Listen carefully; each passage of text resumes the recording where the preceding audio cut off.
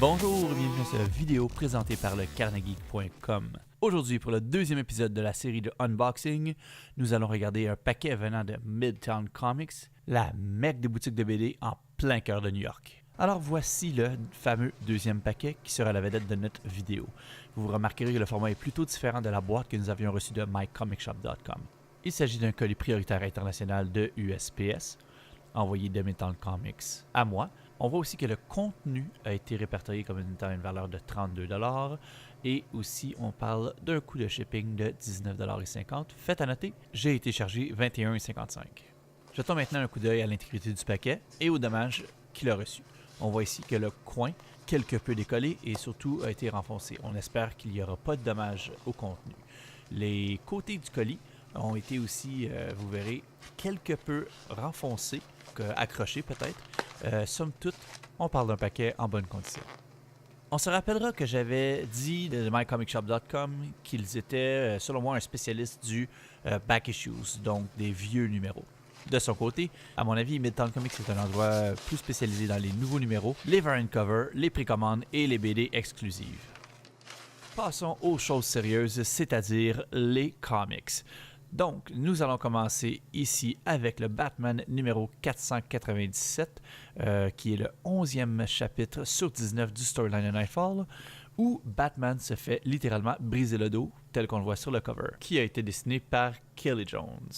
On remarque l'absence de dommages sur l'ensemble de la BD, que ce soit dans les coins ou sur la colonne communément appelée le spine.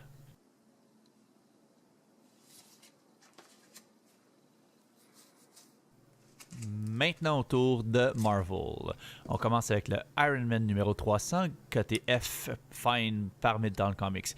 Dans la même veine que les Iron Man 288 et 290, le numéro 300 a une belle couverture métallique, comme on le voit à l'instant. Par contre, ce qui fait le charme de ce livre n'est pas nécessairement le contenant, mais surtout le contenu. On parle de la première apparition de l'armure modulaire de Iron Man. Cette dernière a été l'une des principales inspirations pour les armures de Tony Stark dans l'univers cinématographique de Marvel. On enchaîne maintenant avec le War Machine numéro 1. Très belle bande dessinée avec une couverture métallisée et de plus en excellent état. Faites à noter, ce n'est pas sa première apparition, celle-ci a eu lieu dans le Iron Man 282 en 1992. Cette BD qui est parue en 1994 a été le premier essai de Marvel afin de donner une série continue à War Machine. Cette série qui, en passant, a duré que 25 numéros échelonnés sur 2 ans. Outre le numéro 1, la série n'a réellement rien apporté de marquant.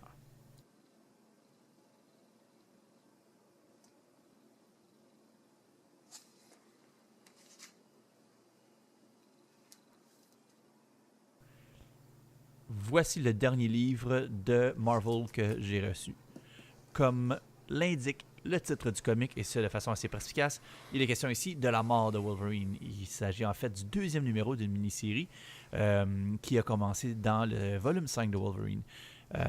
Petit fait à noter, la rumeur veut que le move soit un pied de nez à 20th Century Fox, qui en passant possède les droits cinématographiques du personnage. Malgré tout, moi je pense que c'est tout simplement un coup de cash avant la série Secret Wars. Je n'ai rien à redire sur la qualité de l'art et des dessins. Par contre, pour l'histoire, fort divertissante, mais on est loin d'un chef-d'œuvre. Il faut que je fasse preuve de transparence. Je suis un comic kid des années 90. J'ai grandi avec ce que l'industrie appelle les gimmick covers et j'ai toujours gardé une place dans mon cœur pour ce qui est de couverture métallisée, chromium ou holographique. On a peut-être pu s'en rendre compte avec les BD que j'ai démontrés plus tôt. J'ai aussi eu un gros penchant pour l'éditeur Valiant et c'est pour ça que je les ai gardés pour la fin de vidéo. On commence avec Bloodshot and Hard Corps numéro 15. Comme tous les éditeurs depuis quelques années, la manie des variant covers bat son plein chez Valiant. Une des séries qui a grandement attiré mon attention est celle qui rend hommage aux jeux vidéo. Je possède déjà le Bloodshot numéro 12 de la première série hommage et j'ai pas manqué l'occasion de me procurer la deuxième version, donc le numéro 15, qui rend hommage à Doom. Il existe aussi une troisième version qui possède le surnom des covers Valiant Craft. Et si vous voulez en savoir davantage, je vous mettrai les liens dans la description du vidéo.